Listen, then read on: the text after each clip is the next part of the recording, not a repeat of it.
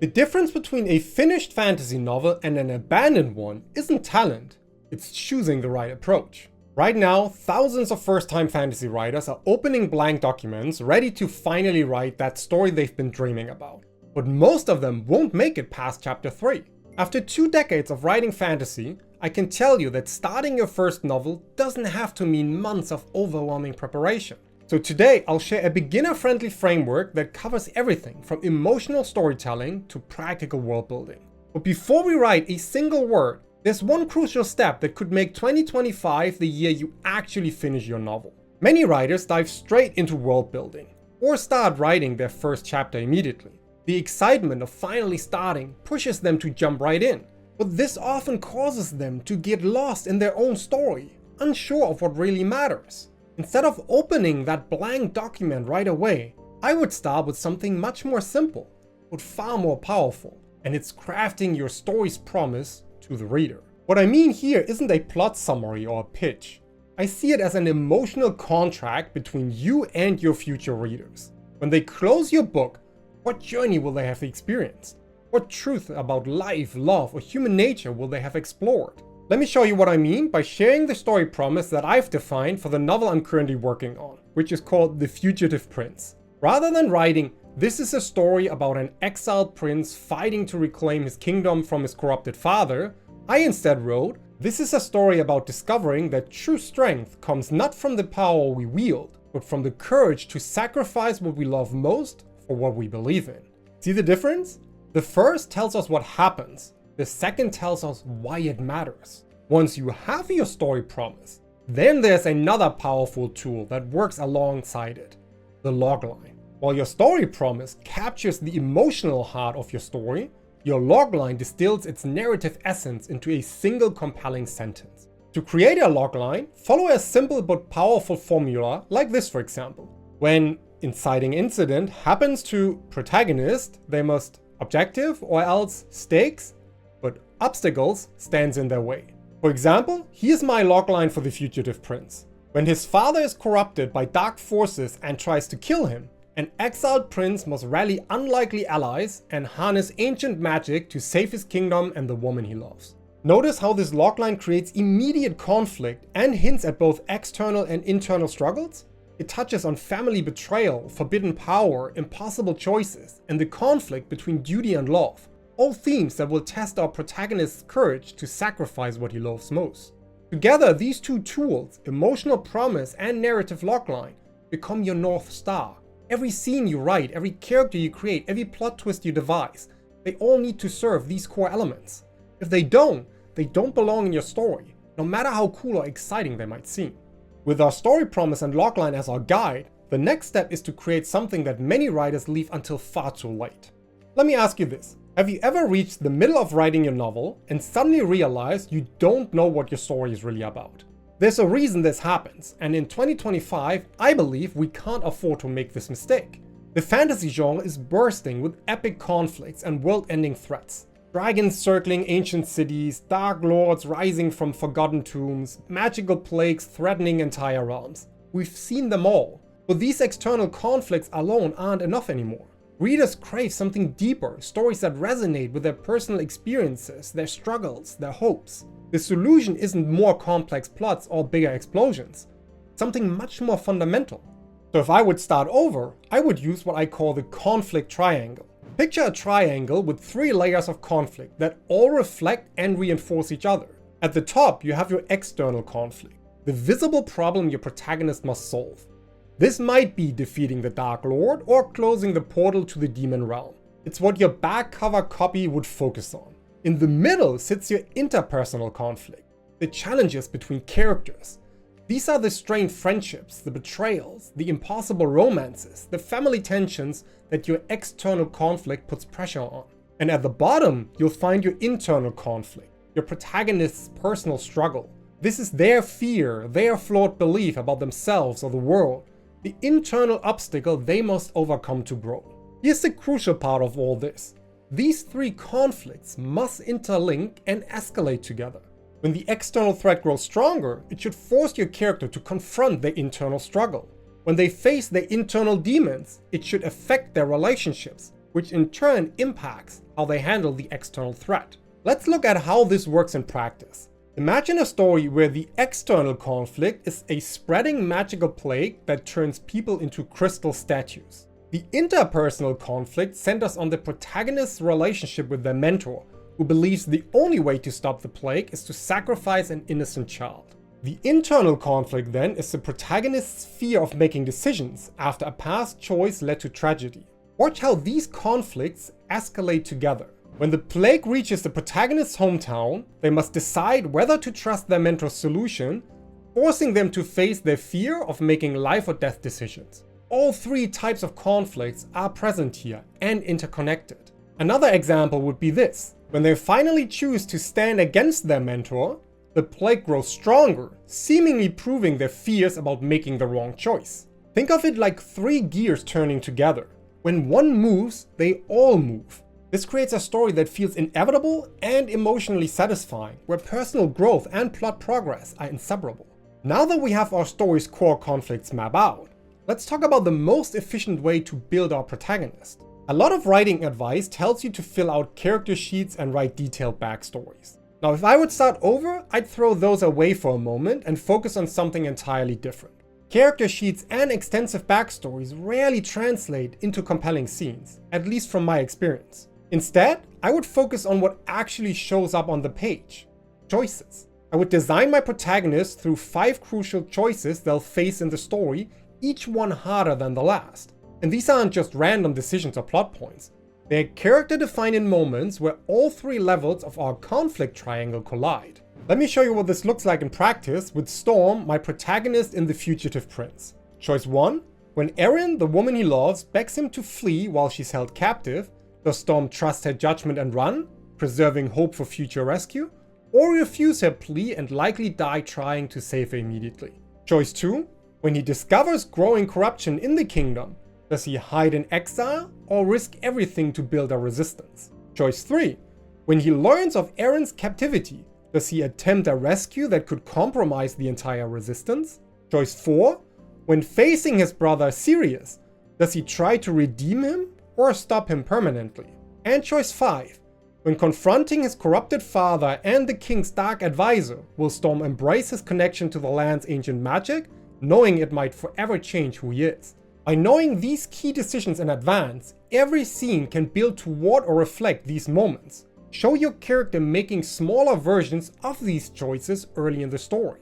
Let them fail, learn, and grow, so when they face the big decisions, readers understand exactly what's at stake. Now, if you found anything useful in the video so far, please consider giving it a like to help me grow the channel. Thank you.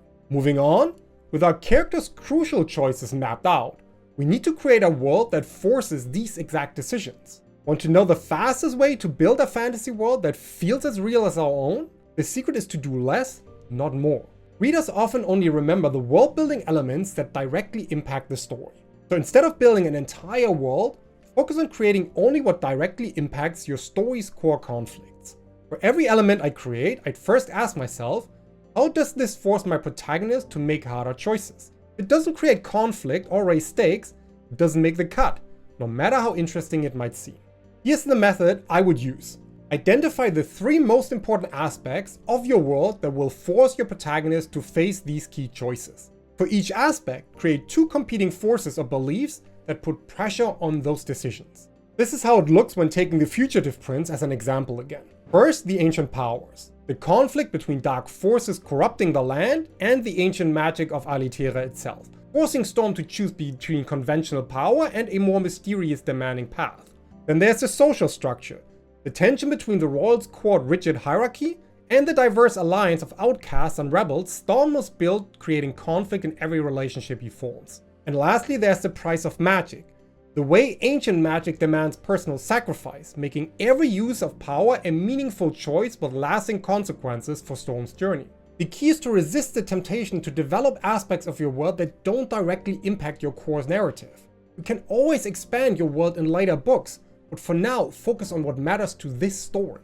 Having said that, a fantasy world needs magic, and there's a specific way to make sure your magic system drives your story forward. Rather than creating a magic system and then figuring out how to use it in a story, Work backwards from your story's needs to create magic that inherently generates conflict and drives that character growth. Starting over now, I would design the magic system to specifically complicate my protagonist's key choices. The magic should either force difficult decisions or make the easy choice more costly. Let me show you what I mean with 3 different approaches. First, we have the cost approach. If my protagonist struggles with sacrifice, I would make magic that requires giving up memories to cast spells. The more precious the memory, the more powerful the magic. Now every spell forces them to choose what they're willing to lose. Second then is the connection approach. If my protagonist fears vulnerability, I would create magic that grows stronger the more people witness it being cast. Want to cast your most powerful spells? You need to perform them in front of a crowd, exposing your deepest fears. And then there's a control approach. If my protagonist battles with perfectionism, I would design magic that becomes more chaotic the more they try to control it. True mastery would require learning to let go, exactly what they fear the most. The key is to create magic that doesn't just solve problems, it creates interesting ones that tie directly into your character's internal struggles. Every time they use magic, it should force them to confront their fears, beliefs, or weaknesses in some way. This way, magic becomes more than just fireballs and force fields. It becomes a mirror that reflects your character's journey. When they grow stronger magically, they are also growing stronger personally. When they master their magic, they are also mastering themselves. This approach ensures your magic feels integral to the story, rather than just being window dressing. It becomes a source of both power and conflict, pushing a character toward growth while raising the stakes of their choices. Now that we have our magic system aligned with our character's inner struggles, let's talk about the tool that will help us actually get this story onto the page. What if I told you that there is a simple tool that could prevent writer's block and keep your story moving forward? Well, let me share you with it. I call it the scene map. And in 2025, it could be your secret weapon to actually finishing your novel. When I create a scene map for a new story, I don't lay out every single scene.